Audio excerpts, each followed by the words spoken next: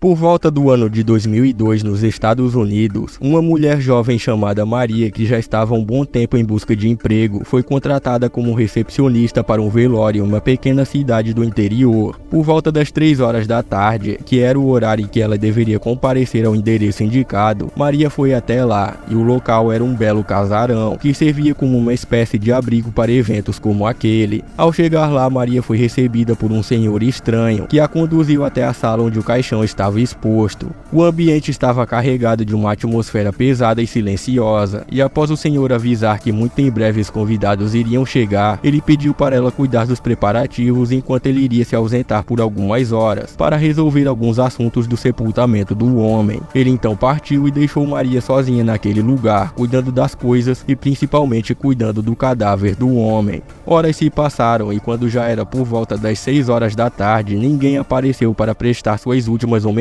ao falecido, e aquela solidão começou a fazer com que Maria sentisse um arrepio percorrer a sua espinha enquanto aguardava na recepção, observando o vazio ao redor.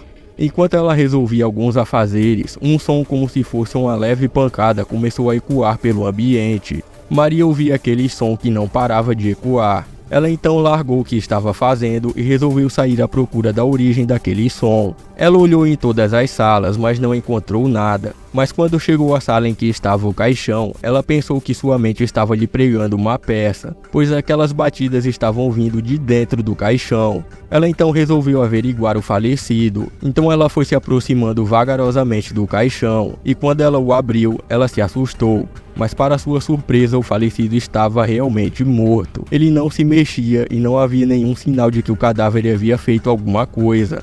E após fechar o caixão, Maria ficou aliviada, e neste exato momento a chuva lá fora se intensificou, gerando alguns trovões, mas nada que abalou Maria. Depois que ela finalizou todos os afazeres, ela pegou um livro e resolveu esperar os convidados na mesma sala onde estava o caixão. Enquanto ela lia o livro, um forte trovão fez com que a energia do casarão caísse, deixando tudo no escuro. Maria foi até uma gaveta na recepção, onde ela havia visto uma lanterna, e como a mesma não sabia mexer com eletricidade, ela resolveu caçar algumas velas para iluminar o local. Após acender todas as velas, ela ouviu algumas batidas na porta da frente do casarão. Ela foi até lá e recepcionou um misterioso e simpático homem que se apresentava como sobrinho do falecido.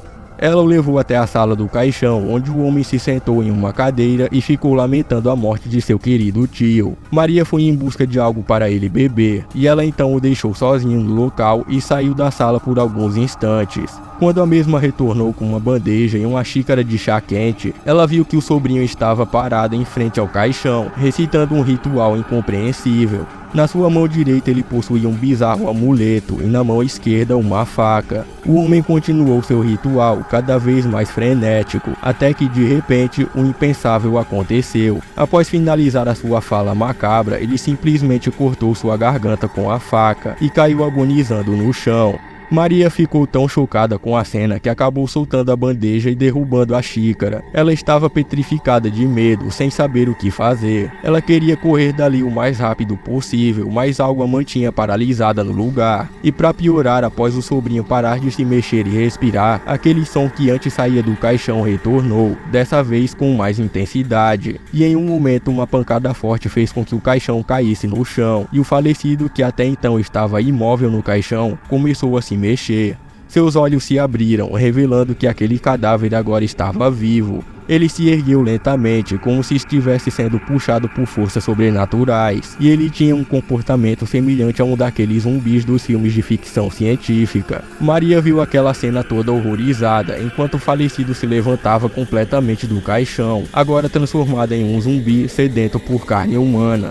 Após se erguer, o zumbi avançou em direção a Maria, e com seus passos pesados ecoando pela sala vazia, ela finalmente conseguiu reagir e correu desesperadamente em busca de uma saída. Porém, aquela coisa começou a perseguir ela pelo casarão. Maria corria pelo lugar, e em cada canto que ia, aquela coisa iria atrás. Foi quando Maria encontrou uma porta que levava para o porão da casa, e ela então resolveu entrar lá para procurar pela porta que levava para fora dali. Ao adentrar o porão, ela começou a procurar pela porta até que a encontrou, mas ao tentar forçar ela para abrir, a porta parecia estar trancada pelo lado de fora. Maria ficou desesperada tentando abrir aquela porta, mas ela teve a sua atenção voltada para um lento som de passos e grunhidos estranhos, que ficavam cada vez mais próximos. Maria então apagou a lanterna que estava consigo e se abaixou sem fazer barulho, se escondendo daquela coisa que a perseguia.